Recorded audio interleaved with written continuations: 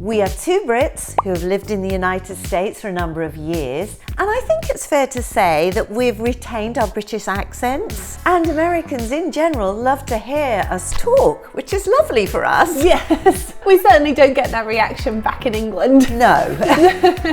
The way we say certain words they find hilarious. Worse still, they ask us to repeat them or repeat them several times in a British, air quotes, accent. Yes, you often hear things repeated back at you, don't you? In a kind of Dick Van Dyke, Mary Poppins kind of accent. I'm not sure I sound like that, but okay. Yeah. Hey Americans, it works both ways. Just wait till you come to the UK. So why don't you have a little think and try and imagine what words Americans find funny in a British accent. Here's the first word. I'm going to try and do this in my best American accent. Water. Water. Very good.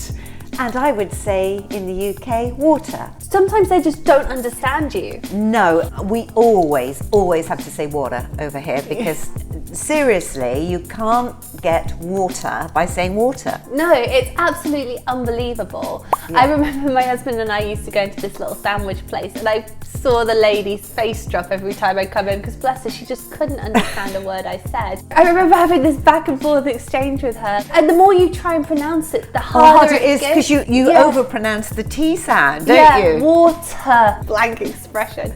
My husband had to step in the end. So if you're over here visiting British people, don't forget that. That's a very important lesson to be learned. Otherwise you'll be a bit dehydrated. Yeah, especially here in the desert. In the US, vase. In the UK, vase. And this is another one that I have just been not understood when I've used. They just don't know what you're talking about, and I had to gesture to that thing there, and they're like, with oh, flowers the in vase? it. I was like, I guess so, yes. Yeah. I do say vase now because vase, you do get met with a little bit of a look, don't you? Yeah. I don't know why, but yeah, I always say vase now. I have said vase over there in the UK too, and again... This is the thing, you just end up not really quite fitting in wherever you are. I know, actually that's a good point. When you move to another country and you're here for a while, you kind of almost at some stage feel you don't really belong to either. Yeah. You're in sort of no man's land. Yeah, just like a foot on each side and not really committing to either. Yeah. Garage.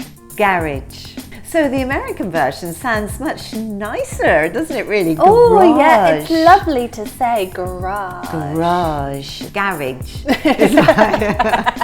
I'm even laughing at it now. I know, garage, but I've only just started saying garage over here. I don't know, I just couldn't stop saying garage. I guess because we say like Norwich, porridge, garage. Actually, I have said garage over there in the UK, and I have had a few smiles at that one. Yeah, because it sounds kind of like you're elevating yourself. Yes. The garage. The garage, yeah. Yeah. This is one of my favourite American pronunciations. Pecan. Oh, I love that. Pecan. But I think it's pronounced differently depending on which region you're in the US, actually. I think that's true. I think some people do say pecan, but mostly, at least here in the kind of Arizona, Southwest. Yeah, it seems to be pecan. It's like you're trying to glorify it, make it more than what it is, yeah. Give it a bit more status. This is the case with a lot of American words, isn't it? Which is strange because when we speak, they seem to think we sound classy. Yeah, yeah. That's what I'm often told. I mean, this classy. is what they're saying. This isn't us saying we sound classy. We know Brits that we're not classy. Yeah. We know you can tell that quite, but we sound classy because of our accent. That's what Americans say to us. But when you actually compare the pronunciation of words. Yeah, some of the American words are classier sounding, like as we said, garage and garage. Pecan and pecan. Yeah. Next one, Mum's favourite, herb. Herb.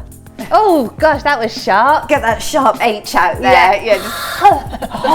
Like you're steaming up some glass. Herb.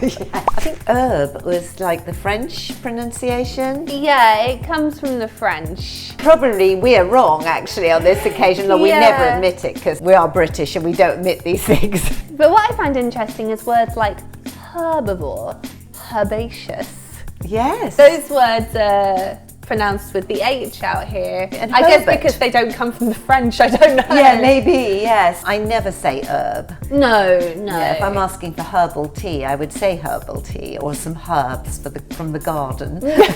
How often do you say that? Not too often, no. So we mentioned herb earlier, and we've got a few herbs specifically. Basil.